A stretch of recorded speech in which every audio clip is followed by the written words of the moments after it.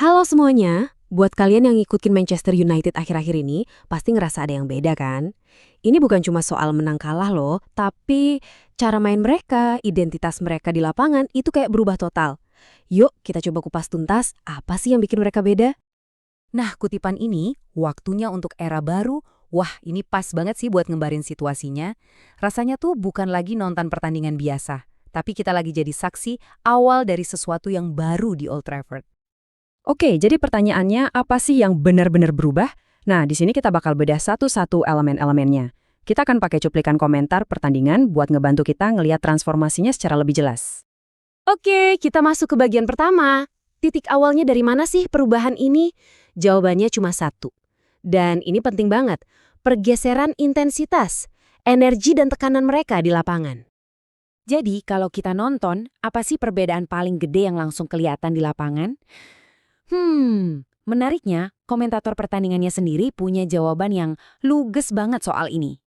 Dan ini dia jawabannya.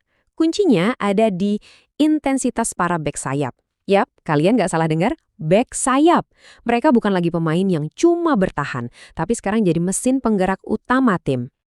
Intensitas di sini tuh bukan cuma soal lari-lari doang ya. Ini soal taktik.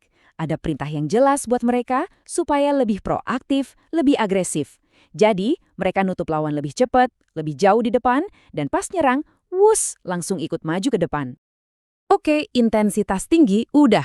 Terus, gimana dampaknya ke serangan? Nah, ini dia bagian serunya.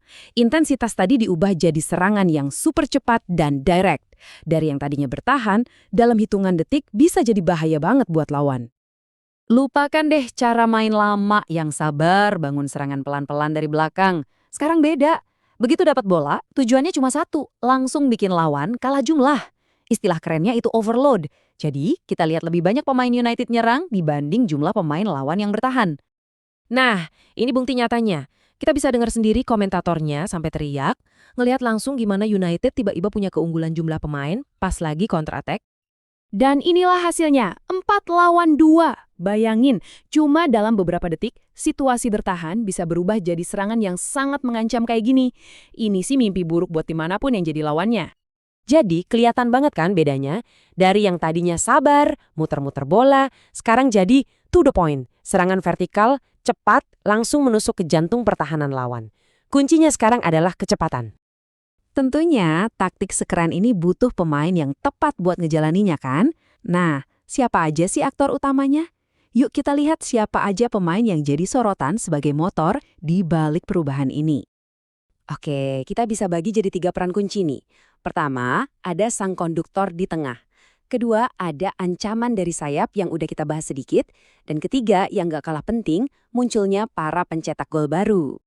Kita mulai dari sang konduktor. Siapa lagi kalau bukan Bruno Fernandes? Dia ini otaknya, pusat dari semua serangan.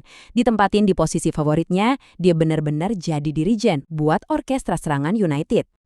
Peran Bruno itu krusial banget. Dia bukan cuma nyetak gol atau bikin assist loh. Dia itu triggernya yang memulai serangan balik kilat yang jadi ciri khas baru tim ini. Dia selalu waspada, siap banget menghukum kesalahan sekecil apapun dari lawan. Oke, sekarang kita balik lagi ke ancaman dari sayap para bek sayap yang super intens itu. Pemain kayak Patrick Dorgu ini contoh sempurnanya. Dia nunjukin kalau bek sayap sekarang punya peran baru yang berbahaya. Lihat deh momen ini bukan lagi soal bek sayap yang cuma bertahan atau crossing bola. Sekarang mereka jadi ancaman gol langsung. Tendangannya keras banget, mereka udah jadi sumber gol tambahan buat tim. Dan yang terakhir, sumber golnya jadi lebih beragam. Jadi nggak cuma ngandelin striker aja. Gol-gol sekarang banyak datang dari lini kedua, terutama para pemain tengah. Ini bikin serangan jadi susah ditebak.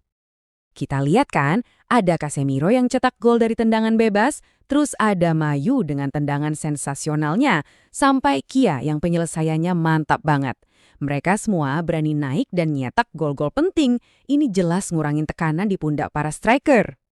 Jadi kalau semua elemen ini, intensitas gila, serangan super direct, dan sumber gol yang macam-macam, digabungin, ya hasilnya adalah tontonan sepak bola yang seru banget, bikin deg-degan dan nagih buat ditonton. Nah, semua ini akhirnya ninggalin satu pertanyaan besar buat kita semua. Apakah gaya main beroktan tinggi ini bisa jadi catak biru kesuksesan jangka panjang buat Manchester United? Atau ini cuma momen panas sesaat aja? Menarik buat ditunggu jawabannya kan?